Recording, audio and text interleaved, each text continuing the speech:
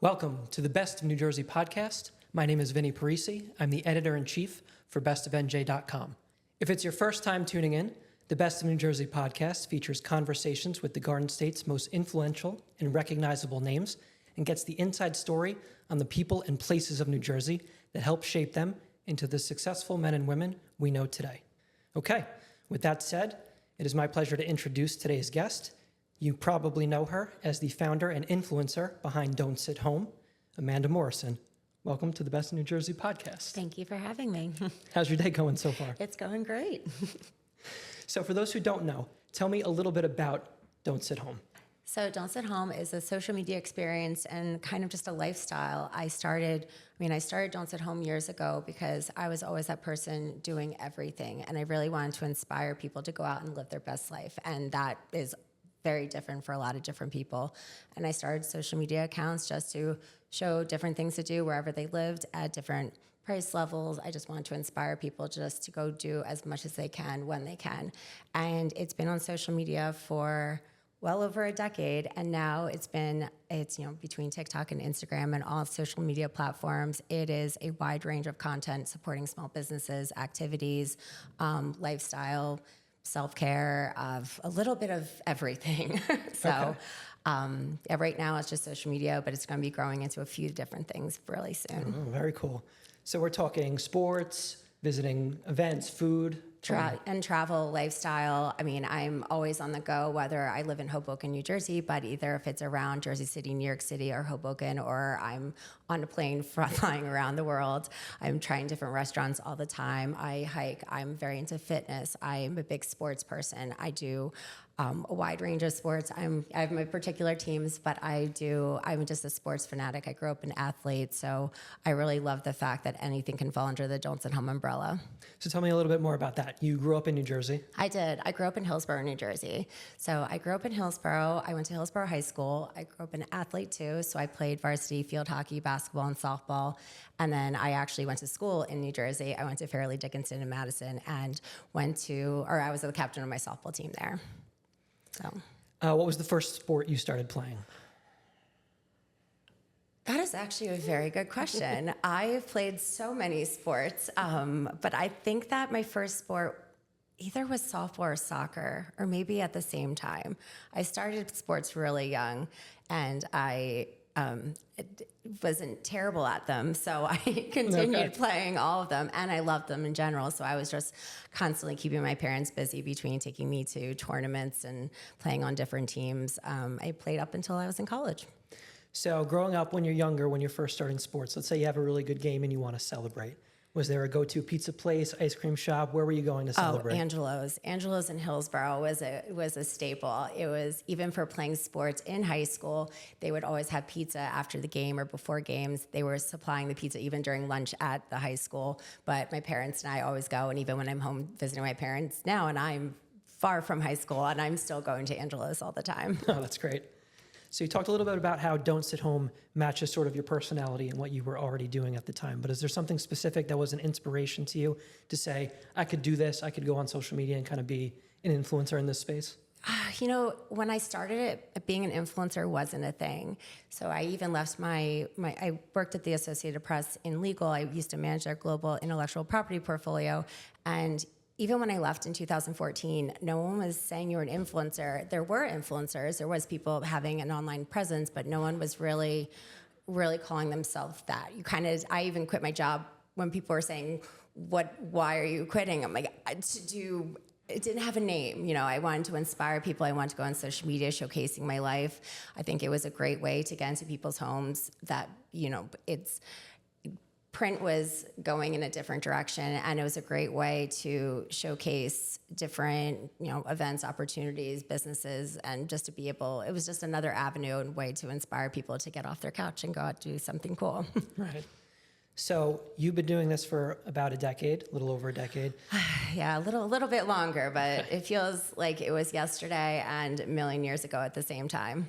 Now, between then and now, we had a rather significant event, the pandemic for COVID-19. So what did Don't Sit Home do during that time, since obviously you're so focused on getting out of the house? Well, actually, I started it before Hurricane Sandy, but I didn't tell anyone. So it actually was kind of a preview of how the life shut down. So for Hoboken, we were absolutely underwater. Our businesses were shut down. Didn't think, thinking back now, I should have probably launched it, but I used my personal social media platforms to try to get the word out about businesses that were open or what people could do, safely. But it was really hard having the entire world was told to sit home during the pandemic, and it wasn't easy. And as many businesses did, I suffered. So I was able to support small businesses from my home in as many ways as I could. I didn't take a dollar during the pandemic. I was sharing different information. I would try to share people's business posts because every day something was changing. So you had a business who had all of their employees call out because they were sick, or you had there was just so many different circumstances that was changing every single day. So I tried to even share as much as I could or offer it up to my followers, being like, if you know a local business that needs help, or if there's any way that I can help or I can refer them to someone that could help them. I really unfortunately, the pandemic lasted way longer than any of us would have hoped, but I used it as a way to inspire people. But even just in general, how's everyone doing? I'm going safely for a walk at 5 a.m. I did the temporary logo change during the pandemic when people were saying, just kind of going with the theme of sitting home. And I did cross out the dome, but when actually outdoor dining started in New Jersey, I reposted the regular logo and I said, look, if you can do something safely to go support a small business, or you can go do a walk safely or do something for your mental health or to help another person that within legal and safe, Sure. Just go do it. And if you can't, then that's but I was a small business too, that I was just trying to support as many people as possible. It's actually a really similar trajectory to bestofnj.com. When the pandemic happened, we were a primary resource for events and obviously new business openings and alerts and things like that. Obviously events shut down, everything shut down. So we tried to do something similar where we created a large directory of businesses that were offering takeout and delivery so that people didn't have to do any indoor or outdoor dining. And it became like a big thing. It really turned out to be popular. We got a lot of calls for saying, hey, we just shifted to an online or takeout only menu. Can you add us to your directory and things like that? And so that was sort of the way we sort of pared down so we could help the community at large, even when things were shut down. So obviously now you're still living in New Jersey, correct? I am. I've been living in Hoboken since I think about 2008. Okay. Do you have any favorite restaurants or activities that you like to do in the area? Honestly, it's so hard. People ask me for my favorite restaurants all the time, and I never want to get pushed into a corner for that. But what's nice is that Hoboken is about 1 square mile, and it's so densely populated with so many different restaurants. There's really something you could do. And even Hoboken, the demographic is getting a little bit older as well. So when I moved there, it was more of a younger crowd, or people would get engaged or have a child or have a family, and then they would move to the suburbs. And it's been different seeing how many people are actually either staying in Hoboken when they're building their families or moving in. So even a lot of the restaurants are changing with, the times. There's still places you can party at any age in Hoboken. Sure. But there's also a lot of activities. We have the view of New York City too. So there's the Hoboken Cove Community Boathouse. It's actually one of my favorite free activities to do. So either every Saturday or Sunday, you can go kayaking or paddleboarding for free with a backdrop of the skyline. You have access to different boat rides. You have the bike paths all along the water. There's so many different bars and restaurants to do, but you have easy access to New York City as well. You have Jersey City, that is absolutely exploding. And then I have New Jersey Transit, even in New Jersey or in Hoboken. So I'm able to get to the suburbs instantly since I don't have a car. So if you were helping people plan the perfect day trip in Hoboken, you don't have to name any specific business as your favorite, but where would you go, say, for a brunch? Give me some ideas for brunch. Give me an activity that you'd like to do. Walk me through a day. You're really trying to push me in a corner. I'm not going to say one specific thing, but there are so many different options too. And since it's a walkable city, which is great. So even if you've never been to Hoboken before, you have the Frank Sinatra statue on the waterfront at 4th and Sinatra, but you also have, Frank Sinatra is from Hoboken, so you can also go to his birthplace where there's actual stars, so you can see. A lot of people like to go there. You have the Hoboken Museum where you can just go get a little bit of a sense of Hoboken. You have, I guess I will will say a specific business, but you have Pier 13. But what's nice is that you're actually out in the water too. So it's all the way uptown. It's next to the ferry that's easily accessible for other people. But you can just, I mean, it's just, you can ride your bike, you can walk around. There is not a shortage of places to go. And it's nice that you just, you know, it's a walk, you can just park your car in a garage or on the street. I mean, parking is not exactly easy in Hoboken, but if you can get a spot somewhere or take public transportation, and you don't have to worry about driving from spot to spot, which is really nice. Are there any annual events in the area that you look forward to? Well, we had the St. Anne's Italian Festival, which is actually one of the biggest hits of the year. It happens every July, and it's just, I think it's like 4 or 5 days. But you know, it's a day or a few days full of Zeppelis and live music and the beer garden, and that's probably one of like the biggest Hoboken favorites. Okay. Between Hoboken and Jersey City, what's a bigger spot for filming in terms of TV and film? Ooh. I mean, that's a hard question to answer, because a lot of films are actually filming in both cities. So you have, I mean, Blake Lively did her movie recently, and that she was filming in both cities. The Bob Dylan optic was, I think that they did it both in Jersey City and Hoboken. I know Adam Sandler has been filming in Hoboken. I want to say Hoboken right now, but I mean, that can change in a day. Okay. So tell me a little bit. You said you have some interesting things on the horizon. Is there anything you can talk about in terms of what's next for Don't Sit Home as a brand? Oh, there's maybe certain things that you can wear coming out soon, and just a lot more video and a lot more different content styles. So I've always posted my life and things to do and places to go, but even like with certain things like interviewing people in the way that kind of showing real life experiences, and it's not just me setting up a tripod and or a selfie interviewing people, just really showcasing, but like from start to finish, like actual full experiences for people. So even expanding more. So I am on all social media platforms, but even expanding more into like vlogging on YouTube. And so. Okay. And Don't Sit Home, to be clear, is not just one social media handle. You have a variety of handles that are sort of broken into categories. I do. So and one thing is that there's so many things that fall under the Don't Sit Home umbrella, but I am aware that a lot of people do not care that I live in Hoboken, or they're not a big food person, or they're not a big sports person, or they're not a big travel person. So I'm trying to make it a way that I can separate out my content, that if you just want to go look at my food, you can go to Don't Sit Home Eats. If you want to look at my sports content, you go to Don't Sit Home Sports. If you want to see my travel stuff, you can go to Don't Sit Home Travel. But at the same time, they're all going to be connected, so you could still follow Don't Sit Home and see everything. But if you specifically want to go through and say, oh, what has she eaten recently, they can just click through on Eats and then just see all the restaurants I've been to. Okay. I do want to go back to a little bit just about sports, because it was such a big part of your life. Now, in New Jersey, which of the sports you played do you think is the most popular or most up and coming? Because like, for instance, when I was younger, field hockey was just becoming sort of a thing you could do at my school. It wasn't an option until I was much older. And something like lacrosse, I don't even think was an option for me until high school. So what do you think is sort of, what is the trending sport right now? And then growing up for you, what do you think was the more popular sport that you played? You know, actually, like when you say field hockey, I actually had never picked up a stick before high school, and I would just grow up an athlete, and I picked it up very quickly. So I do think that field hockey has definitely grown when it's in the younger ages. But even softball, when I was growing up playing softball, I also played Little League, because there wasn't as many competitive teams. So even to try to become better, I would play Little League and softball and travel softball, and I would even actually have to travel out of state, I played on a travel team out of South Jersey.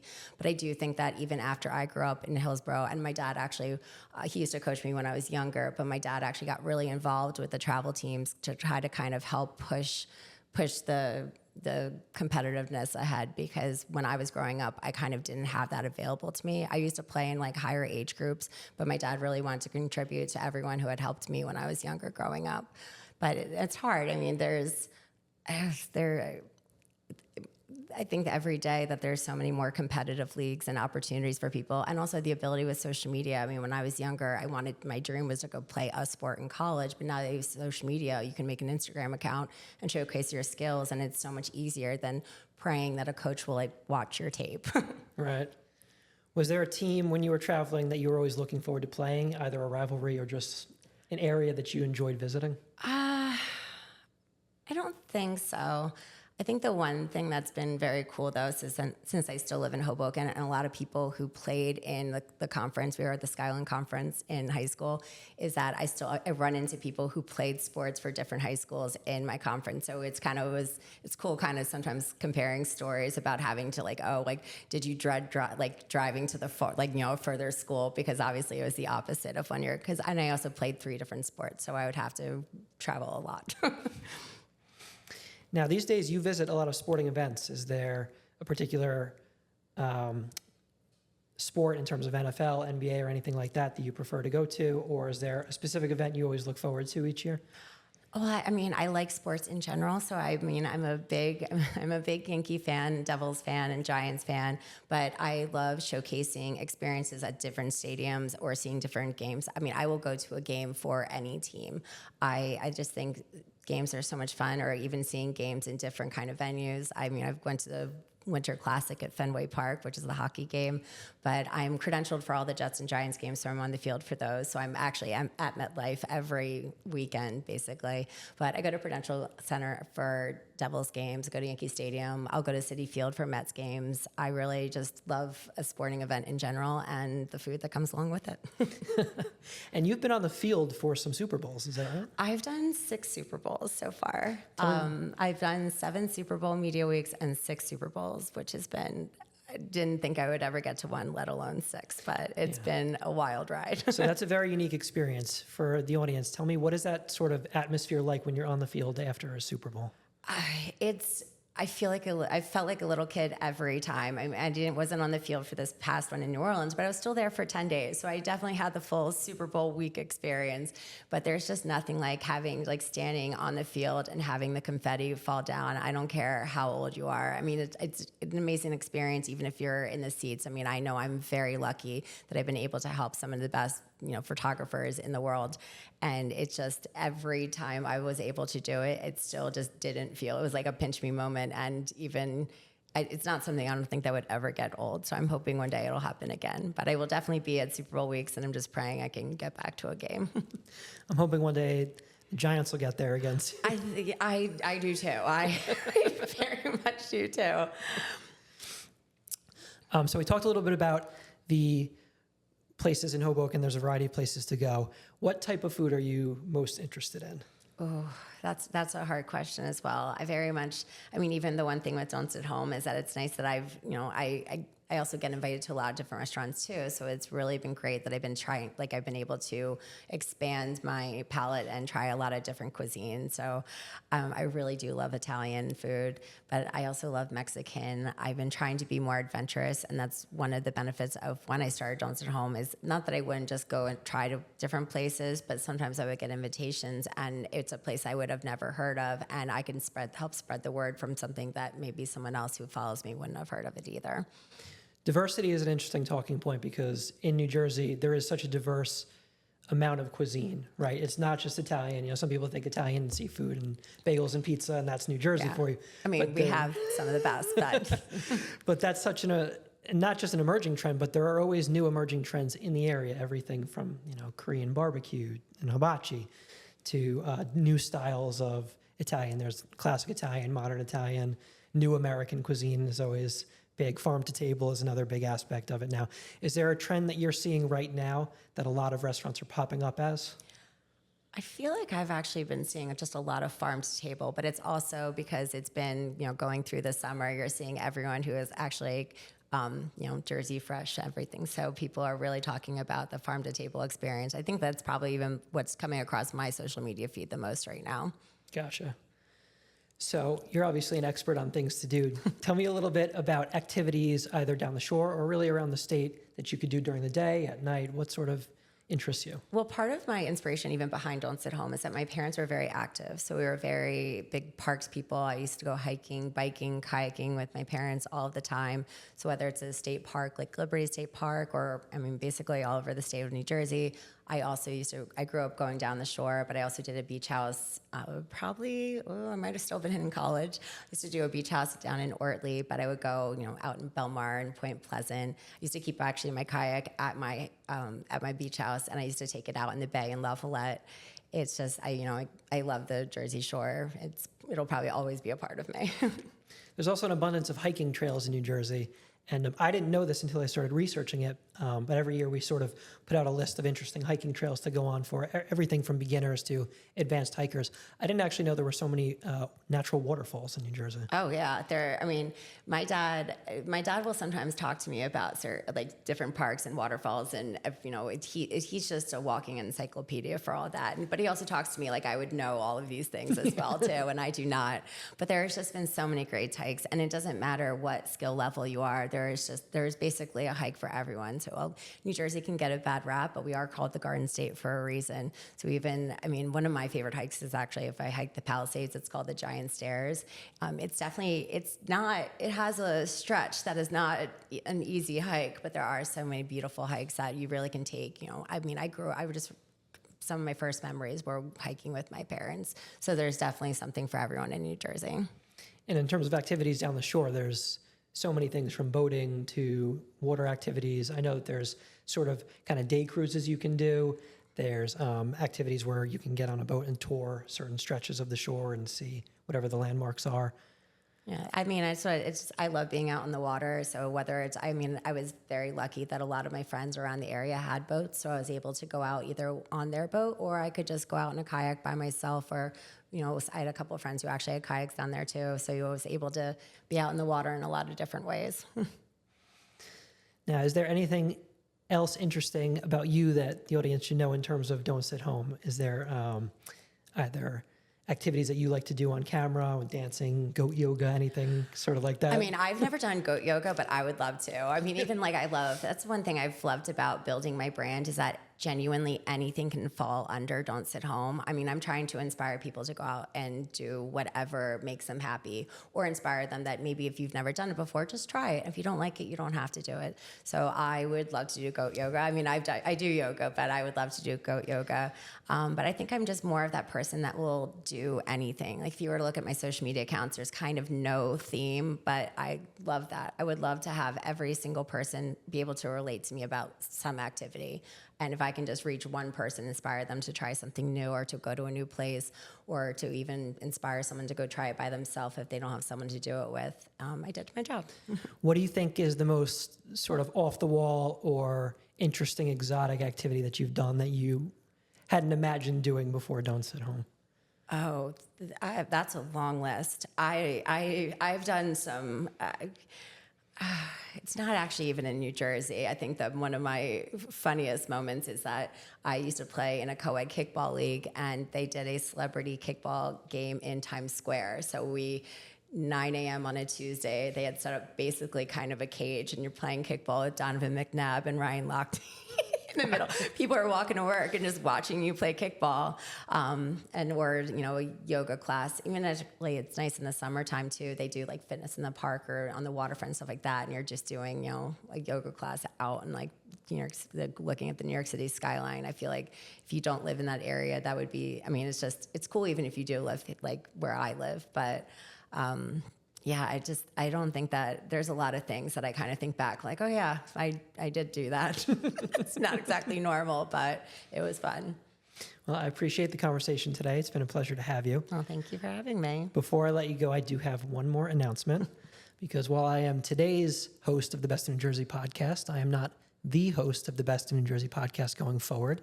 That title actually belongs to Amanda Morrison. And now that we've had this conversation, I hope the audience agrees that you are the perfect Jersey girl to be our host. So congratulations, Thank you for having me. I'm excited. Now, is there anything, now that we can talk about it, is there anything in particular that you're looking forward to doing with the podcast? I am excited to just have people have another perspective of New Jersey. I was even surprised going through some of the people that are from New Jersey. They might not have stayed in New Jersey their entire lives, but you really the amount of people that are in New Jersey, or even just showcasing different places to go. I mean, as I said, New Jersey can get a bad rap, but it's called the Garden State for a reason. There's so many beautiful places in New Jersey. It's so diverse. Maybe not every city is diverse, but as New Jersey as a whole, or there's so much great food. I think that there are so many different, it's not just one topic we could talk about. So even obviously it's going to be guests for the entire season, but I think that even talking about their individual stories, what impact they either had on New Jersey or how they grew up in New Jersey, I think that there'll be something for everyone to tune into. Yeah, it's true. We have a really diverse list, everything from celebrity chefs to authors, bakers, entertainers. It's going to be a lot of fun. I'm looking forward to watching you have conversations with these great New Jerseyans. I'm excited. Now, we talked a little bit about the handles where people can find you, but is there anywhere else that people can find you online? I was going to say, I said, I have all the different subcategories, but at Don't Sit Home on TikTok, YouTube, Facebook, Instagram, Twitter, basically everything. And then from there, you can figure out the other different platforms if you have a particular topic that you want to dive into. Excellent. Okay. Well, thank you again so much. Thank you. And that's going to do it for this episode of the Best of New Jersey podcast.